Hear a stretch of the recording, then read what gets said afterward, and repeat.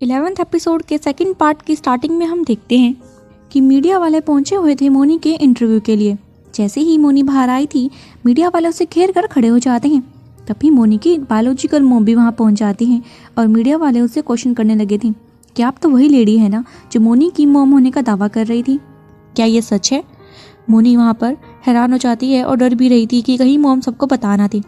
लेकिन जैसे ही वो मीडिया वालों को बताने लगी थी तो उन्हें पता लगता है कि वो तो बोल ही नहीं सकती। फिर वहाँ पर वो पूछने लगते हैं क्या किसी को साइन लैंग्वेज आती है। चारों को उसकी गैंग बोलती है कि हाँ मोनी को आती है।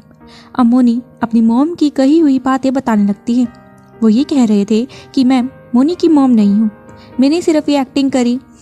मैं तो मोनी को यहाँ पर थैंक्स कहने के लिए आई हूँ क्योंकि उसने हमारी काफ़ी हेल्प करी है, मैं उसका एहसान कभी भी नहीं चुका पाऊंगी।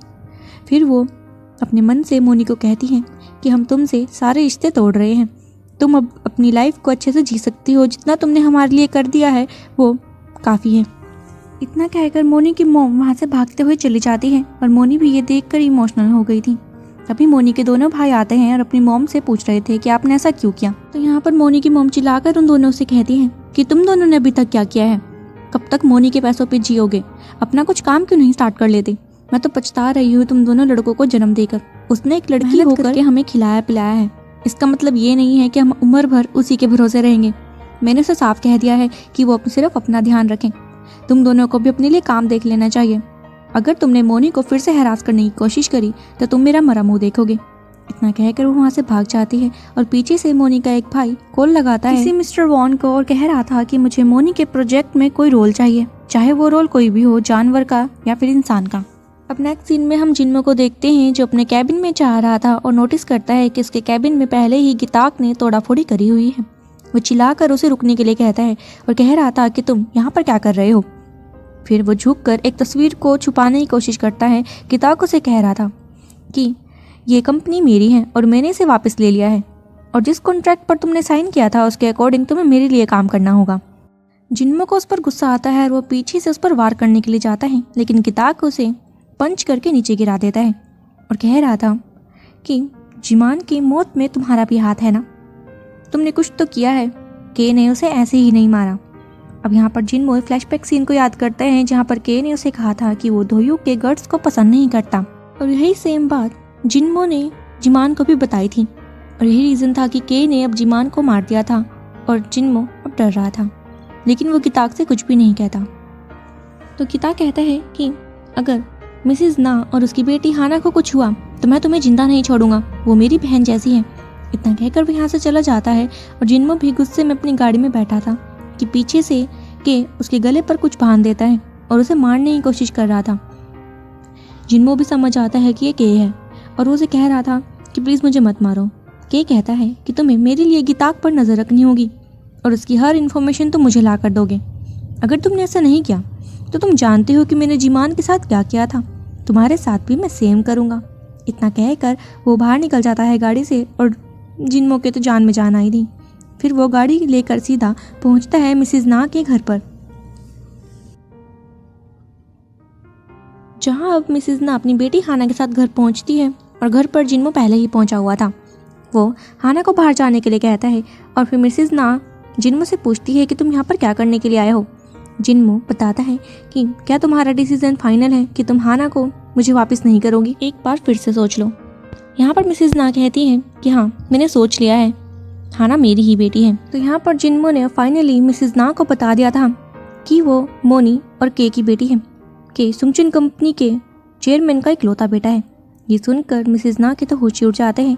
नेक्स्ट सीन में हम मोनी को देखते हैं जो कि घर पर काफ़ी ड्रिंक करे हुई थी।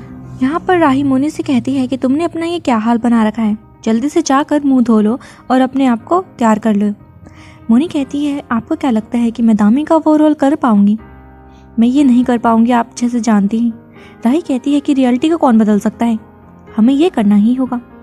फिर मोनी हंसते हुए राही से कहती है कि आप तो ऐसे रिएक्ट कर रही हैं जैसे कि आप मैथ्यू की सच में फियांसे हो या फिर दामी की मॉम। और फिर वो गुस्से में खड़ी होती है और कह रही थी कि मुझे के से मिलना ही होगा और उसे बताना होगा कि उसके पीठ पीछे कितना कुछ हो गया है। उसे मैं ली हुई सू को मारने के लिए कहूँगी, गिताक को भी और साथ में दोयो को भी। राही उसे रोक कर कहती है कि तुम एक्टिंग कर रही हो क्या, तुम्हें नहीं पता 5 साल पहले उसने तुम्हारा साथ छोड़ दिया था।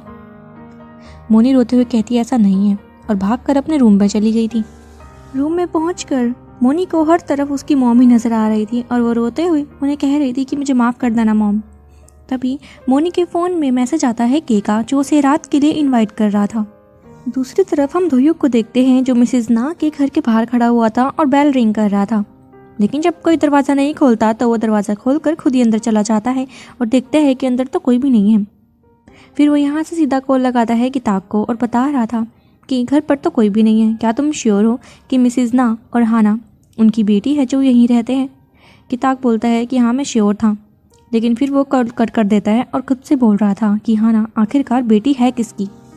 वापस हम मोनी को देखते हैं जो तैयार होकर उसी डेस्टिनेशन पर जा रही थी जो कि के ने उसे दी थी, लेकिन पीछे से राही भी उसे बाहर जाते हुए देख लेती है और कुछ देर तक मोनी का पीछा करती है। मोनी फिर एक जगह पर आकर रुक गई थी और स्कैन करके अपने लिए दरवाज़ा भी खुलवा लेती है। अब मोनी तो अंदर चली गई थी लेकिन राही पीछे ही रह जाती है। मोनी जब अंदर गई थी अंदर तो सुनसान था। फिर मोनी मास्क लगाकर थोड़ी सी आगे बढ़ती है और हम देखते हैं कि वहाँ पर तो अंडरग्राउंड पार्टी चल रही है। मोनी वहाँ पर के को ढूंढ रही थी और अचानक से उसके पीछे कोई आता है और वो के ही था। के मोनी से कह रहा था कि मैंने तुम्हें काफ़ी मिस किया। मोनी उसे कहती है कि मैं एक प्रॉब्लम में फंस गई हूँ, मैं तुम पर ट्रस्ट कर सकती हूँ, तुम्हें मेरी जान बचानी होगी। के बोलता है कि मैं जानता हूँ तुम प्रॉब्लम में हो, लेकिन आज सिर्फ इस नाइट को एंजॉय करो। मोनी कहती है तुमने मेरा जवाब नहीं दिया, क्या तुमने मुझे छोड़ दिया है? और अगर तुमने सच में मुझे छोड़ दिया है तो मैं ली हुई सो के हाथों मारी जाऊंगी। अब के ने मोनी को जवाब में हाँ कहा था।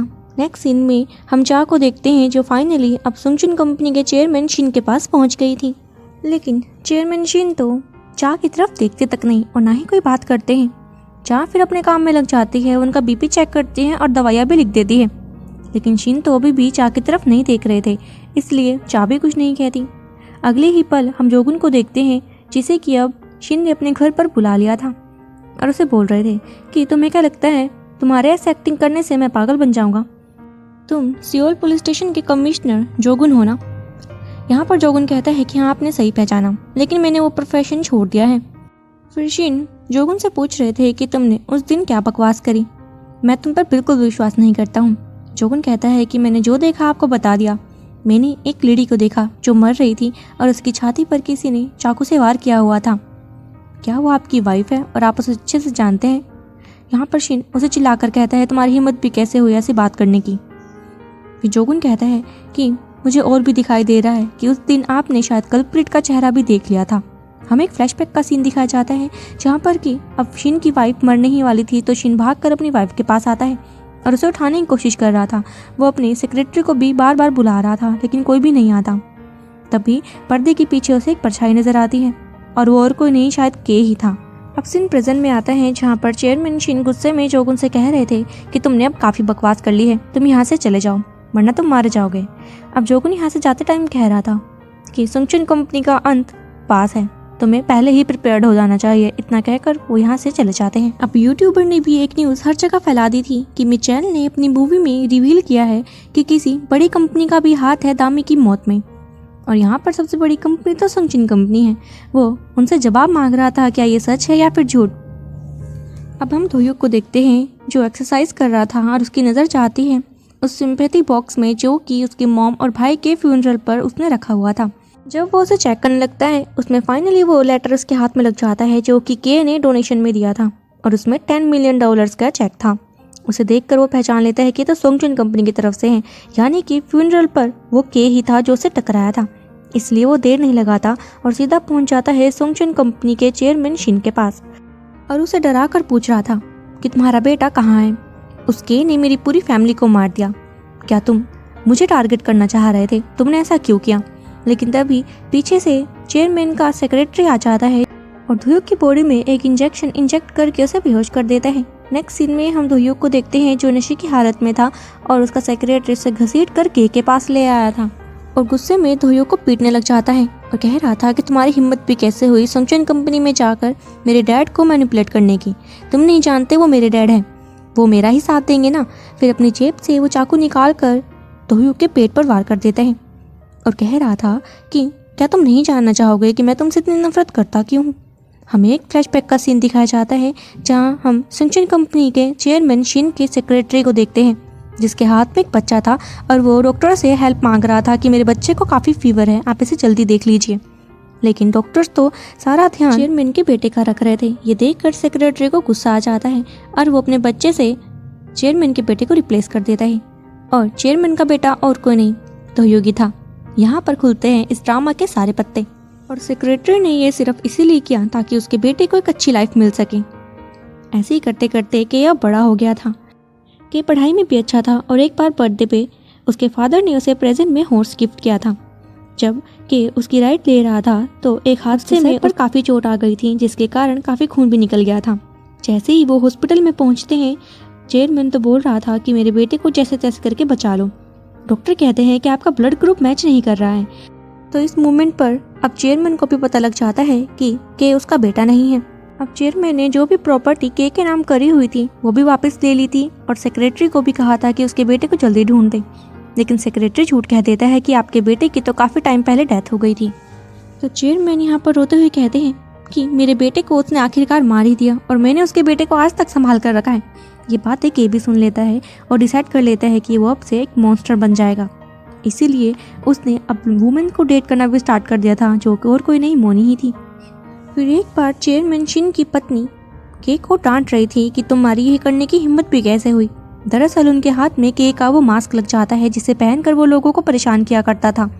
के बोलता है कि आप ये नाटक क्यों कर रही हैं मेरी मॉम बनने का, मैं तो आपका बेटा हूँ ही नहीं। वो कहती है कुछ भी नहीं बदला है, तुम मेरे इकलौते बेटे हो। के कहता है कि तुम्हारा ये नॉर्मल हंसना मेरे लिए नॉर्मल नहीं है। तुम्हें जैसे ही पता लगा कि मैं तुम्हारा बेटा नहीं हूँ, तुमने मुझे एक तरह से छोड़ ही दिया है। डैड तो ऐसे बिहेव करते हैं जैसे कि मैं कोई कुत्ता हूँ। अब यहाँ पर के की मोम भी उससे परेशान होकर बोलती है कि मुझसे भी अब तुम नहीं संभले जा रहे हो, अब से तुम मेरे बेटे नहीं रहे, तुम यहाँ से सीधा अमेरिका चले जाओ। के भी यहाँ से मुंह बनाकर बाहर को जाने लगता है। पीछे से उसकी मोम उसे फेक कह देती है।